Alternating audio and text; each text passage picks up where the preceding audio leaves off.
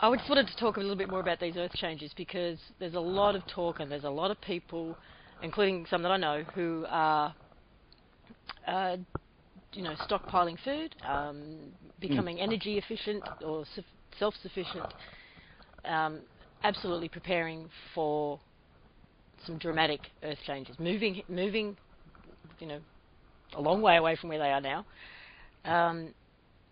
Do you think that the Earth is... I know you've talked about the dam's going to burst, but do you think it's going to get really, really crazy between now and 2012, or is most of it happening after that? It'll build up to it. What will get crazy is like the political side of things. That should... it's been happening, it's been brewing behind the scenes, so that could spill into the public arena any day now. So there's a bit of funny stuff going on the planet as we speak, by the sound of it. I don't have a television here, but I've heard rumours that there's a bit of funny stuff going on to do with goings on with a liner or something, a passenger liner. So that sort of stuff will get more, and what they want to do is create a scenario where it's going to... There is a group that's hell-bent on creating war, and they want to destroy humanity and destroy everything. They are kind of like beings of chaos, and it's like, we can't have it, nobody can have it, and we don't care. So that's their attitude, but they're very much lower down in this, paradigm that I spoke of the false agenda. So they want to create an environment. It's going to look like we're going to have war, and we're not. We're going to be taken to the brink, and it's going to look like the New World Order is going to happen, but it's not. It's not going to happen because other forces, other energy will step in, and one of them will be the false light coming in to do its thing because it needs to look like the good guys. And then there's also Mother Earth and the ascension process.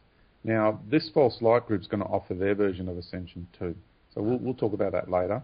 But as far as stockpiling foods and all that, all I'd recommend for people, because different countries are going to have different experiences. If you're in the US, if I was in the US now, that'd be something I would probably consider. I'd be getting out, actually. Well, I would have gotten out a long time ago, personally, because it is a beautiful country, and I haven't been there in physical, but I've been there in spirit, and I've experienced that country, and I've interacted with American Indian elders, and learnt a lot from them. So it's a beautiful country, and it's the modern day Atlantis, and it's about to fall. So it's the replay of that energy. And that's the road to compression we're on. So everything's replaying, but in a slightly different way. I probably would, if I was living there, and try to get off the grid as much as you can. I think it pays for anybody anywhere in the world to try and get off the grid as much as you can.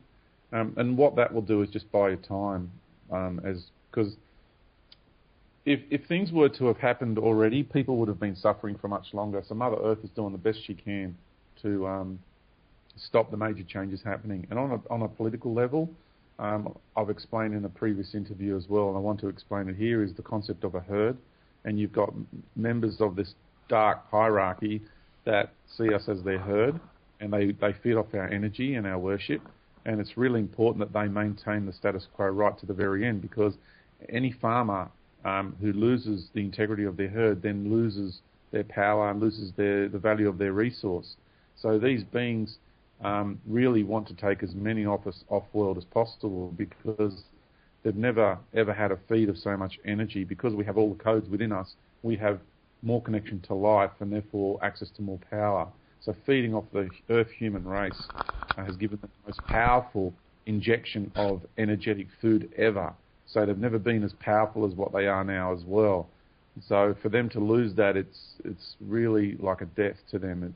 It's freaking them out. So it's important for them to maintain us to a certain level of degree and health, and continue to have people worshipping them in the way of deities, and in the way of, even if you're doing a meditation in the New Age where you bring violet flame in from somewhere else. It's all about externalising, using other beings' energies to do it for you. So that's giving your power away too, and they feed off you, believe it or not. So no, it's I all do about believe that. We were starting to talk about how much influence we can have through these collective meditations, and even in our own individual meditations. How much can we help the earth? Yeah. How much can we help each other? How much influence can we have? Okay, having said that, this reality has its outcome and it's fixed, okay? Don't stop living. Don't do that, because we're still in the movie and we've still got to play this out. And I'm doing that. I'm here, I'm talking, I'm planting trees, by the way, on my property. I'm planting trees. I said that I was going to do that, you know, in that video, Our Journey in the Grand Deception, and I'm literally doing it, okay? I've still got some little pot, what I call it, the little baby ones that you get. Saplings or? Now.